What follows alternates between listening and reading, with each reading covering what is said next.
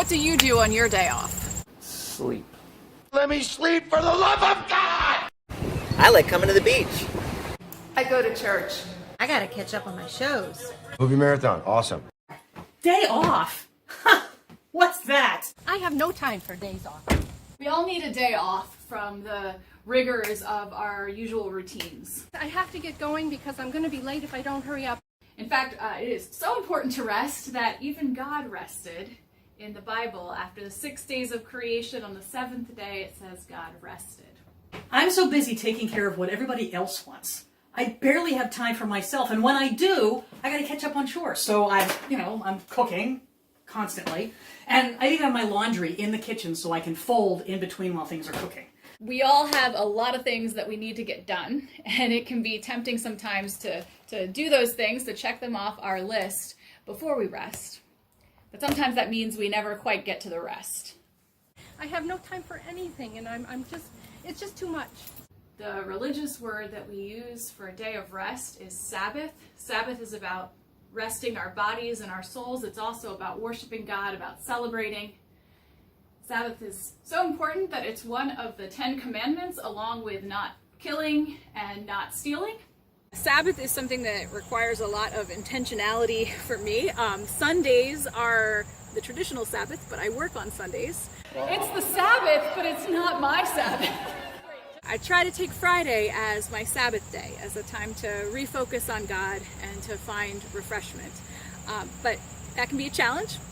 For most people, it's a usual work day. They may not know that it's not that for me.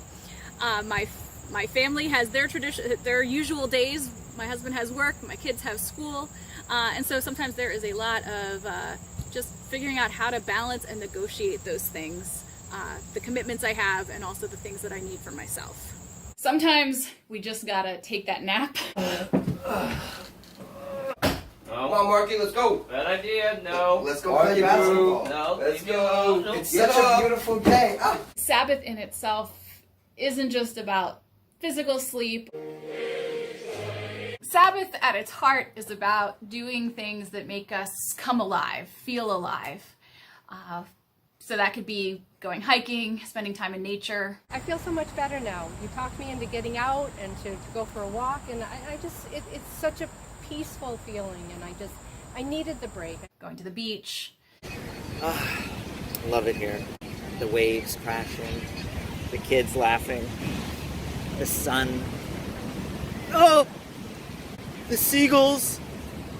Oh, the seagulls, it's in my mouth! It could be calling an old friend or someone you love and care about. And thank you so much for being my friend, and hopefully we can do this again sometime. Oh, I hope so. Okay.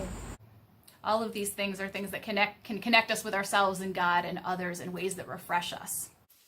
What really helps me to feel closer to God is meditating. It allows me to be more present to God, to be more present to my family. In Christianity, the Sabbath day has traditionally been remembered on Sundays, which is why we go to church on Sundays. And church is also a wonderful way to connect with God and to connect with community of people who support us and people with whom we can share our gifts too. Purchase of God, born of His Spirit, washed in His blood. But most of all, it's not just limited to that hour or two of church. Sabbath is taking a whole day to really do the things that fill you with joy and love and peace and serenity, those things that God wants for you.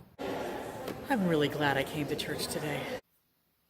I feel so much better, as if everything's going to be okay.